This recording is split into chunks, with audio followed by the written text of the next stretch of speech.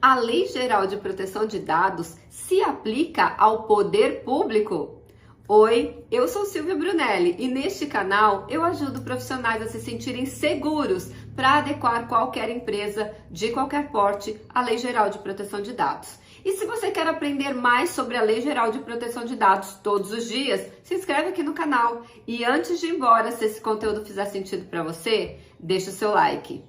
Olha só que interessante essa pergunta que eu recebi. A Lei Geral de Proteção de Dados, ela também se aplica ao poder público? E a resposta é sim, se aplica ao poder público, ou seja, a todos os órgãos da administração pública direta ou indireta, nas esferas federal, estadual e municipal. Não existe nenhuma exceção, absolutamente nenhuma exceção para cumprimento da Lei Geral de Proteção de Dados. Por quê? Porque a Lei Geral de Proteção de Dados protege dados pessoais, inclusive nos meios digitais. Isso significa que, por padrão, protege nos papéis e também inclui os digitais, ou seja, os sistemas, a internet, etc. Então, todo o poder público, toda a administração pública, seja direta ou indireta, lida, trata, usa os dados pessoais, portanto, eles também precisam se adequar. Inclusive, a proteção de dados pessoais hoje é direito e garantia fundamental no artigo 5º, inciso 79 da Constituição Federal. E aonde eu tenho certeza que eles têm que se adequar, Silvia? Em alguns artigos específicos. Primeiro, lá no artigo 5º, quando a lei trata de quem é o controlador, diz que o controlador é pessoa natural ou jurídica de direito público ou privado. Ou seja, as empresas de direito público, os órgãos públicos precisam sim se adequar. Só que não para por aí não. A Lei Geral de Proteção de Dados, entre o artigo 23 e o artigo 30, traz um capítulo inteiro tratando do seguinte tema: tratamento de dados pessoais pelo poder público. E eu quero ler para vocês só o artigo 23. O artigo 23 diz assim: o tratamento dos dados pessoais pelas pessoas jurídicas de direito público referidas no artigo deverá ser realizado para o atendimento de sua finalidade pública, ou seja, não pode haver desvio de finalidade na persecução do interesse público. Então, o interesse público sempre tem que vir acima do interesse ou do órgão ou do interesse privado, com o objetivo de executar as suas competências legais. Então, se um órgão tem uma competência legal, ele não pode desviar daquela finalidade no tratamento dos dados pessoais ou cumprir atribuições legais do serviço público. Então, olha que a própria Lei Geral de Proteção de Dados trouxe ali, entre os artigos 23 e 30, uma série de regras para que o poder público cumpra a Lei Geral de Proteção de Dados. Silvia, e o que vale mais a pena?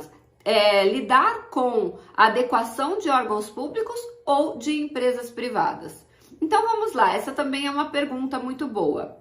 Para você poder fazer a adequação de um órgão público, você tem dois caminhos. Ou você já é um servidor público, então você vai ser nomeado para essa função dentro do próprio órgão que você já é concursado ou nomeado, ou se você participar de um processo de licitação. O que é uma licitação? É um processo de concorrência, onde várias empresas vão apresentar os seus projetos, os seus valores, e aquele órgão vai optar pela empresa que mais oferecer vantagens para o Estado. Isso é um processo de licitação. Então, só existem esses dois tipos de possibilidade. Agora, você tem que contar que o poder público ele é muito moroso. Ele é moroso na decisão, ele é moroso nos processos e a gente enfrenta um problema que é comum tanto para o poder público quanto para o pessoal do poder privado, das empresas privadas, que é o ser humano, né, gente? Ser humano é aquela pessoa que não quer mudar, que ela é reticente a mudanças, que ela tenta te atrapalhar. Se você não conseguir criar uma empatia com ela não vai querer mudar os processos que tem que ser mudados no processo de adequação. E aí vem aquela história: Quem é essa pessoa que veio do além e vem mudar o jeito que eu trabalho há tantos anos? Quem ele pensa que é? Não é questão de quem ele pensa que é questão que ele veio trazer o compliance, ou a obrigação de cumprir uma outra lei, uma nova lei, uma lei federal, né? E aí a gente tem esse problema, tanto no poder público quanto nas empresas privadas, isso é tranquilo. Só que a gente tem um problema maior nos órgãos públicos. O funcionário público, ele recebe o salário dele no 5º dia útil, se ele fizer ou se ele não fizer. Então já existe essa morosidade da máquina pública por essa facilidade que os funcionários já têm de trabalhar, fazer o mínimo que eles têm que fazer ali, porque o salário dele está garantido. E quando você vem trazer novidades, mudanças de processos, de procedimentos, de comportamentos, o funcionário público ele tende a ser ainda mais reticente na hora da mudança. Eu vou contar uma experiência particular que eu tive. Eu fui funcionária pública durante 1 ano e meio. Eu fui escrevente técnica judiciária concursada do Tribunal de Justiça do Estado de São Paulo. Eu estava lotada especificamente na 17ª Vara Cível do Fórum Central da Comarca da capital de São Paulo. E ali eu lembro que quando eu estava saindo em 1994, em fevereiro de 94, quando eu pedi exoneração, aliás, o meu pedido de exoneração foi lindo, ninguém sabia como pedir exoneração, você acredita? Ali nunca ninguém tinha pedido, não só na 17ª, no andar todo. Agora a 17ª fica no 8º andar, mas na época ficava no 10º. Ninguém do 10º andar, nenhuma daquelas varas sabia como que se pedia exoneração. Para você ver como o funcionário público presta concurso e não quer sair de lá nunca mais. Aí eu pedi exoneração e naquele momento que eu estava pedindo exoneração, um pouquinho antes, estava começando a informatização. Mas não do sistema do tribunal de alimentar como é hoje. Não, estamos falando lá de quase 30 anos atrás. Estava começando a colocar os computadores dentro dos cartórios. No nosso ainda nem tinha.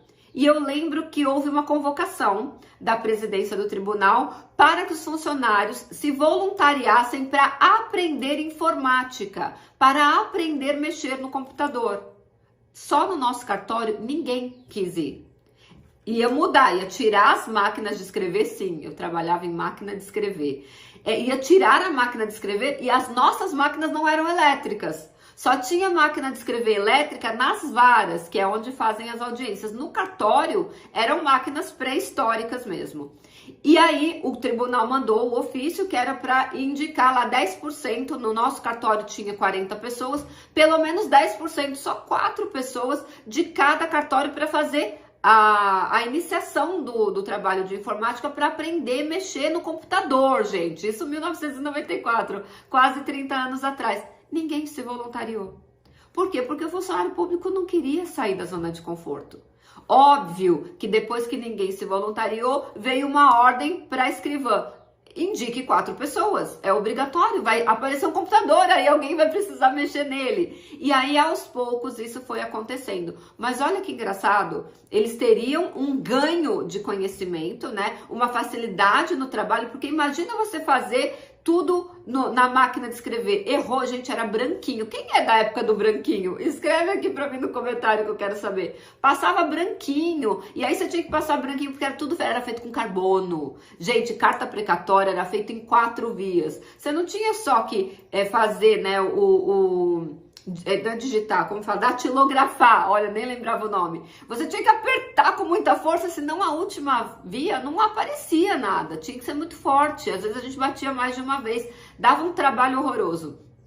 E depois com a informática, era só dar um print, né, um Ctrl P na época, um Ctrl P e imprimia quantas vias você quiser com a mesma qualidade. Errou, nada de branquinho, era só voltar e corrigir. Olha que facilidade! Mas os funcionários públicos eram reticentes a aprender coisas novas. Então, se você for adequar um órgão público, não se iluda. O funcionário público não quer sair da zona de conforto. Se nós temos problemas nas empresas, dentro dos órgãos públicos, o problema problema é multiplicado exponencialmente, porque historicamente o funcionário público não quer sair da zona de conforto. Claro que eu não estou falando que são todos, mas eu estou generalizando porque a maioria se comporta dessa forma. Se nas empresas privadas que exige o comprometimento e bater metas, acontece isso, o ser humano ele é assim, imagina no órgão público. Então, se você é funcionário público, não se sinta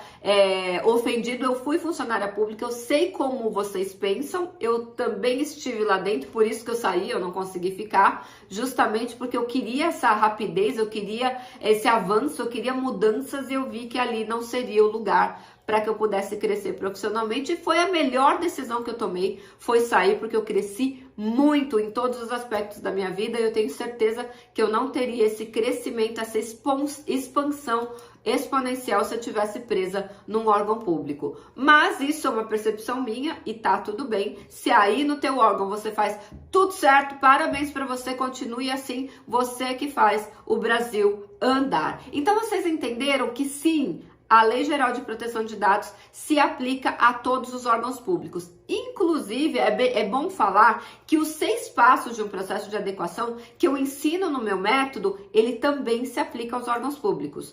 A metodologia de implementação de um processo de adequação não muda porque há um órgão público envolvido. A diferença é que para o órgão público a gente tem que seguir o que diz o artigo 23. Você tem que perseguir o objetivo que é o interesse público, você tem que ter uma finalidade pública e você tem que cumprir as atribuições e competências daquele órgão público específico quando o assunto é tratamento de dados pessoais. Espero ter ajudado vocês. Essa diferença é abissal entre a adequação em um órgão público e uma empresa privada, especialmente não no método, mas especialmente no que tange a lidar com a morosidade do sistema público. Quer aprender mais sobre a Lei Geral de Proteção de Dados? Antes de ir embora, deixa o seu like, se inscreve no canal, porque amanhã tem um novo conteúdo inédito sobre a Lei Geral de Proteção de Dados. Até amanhã!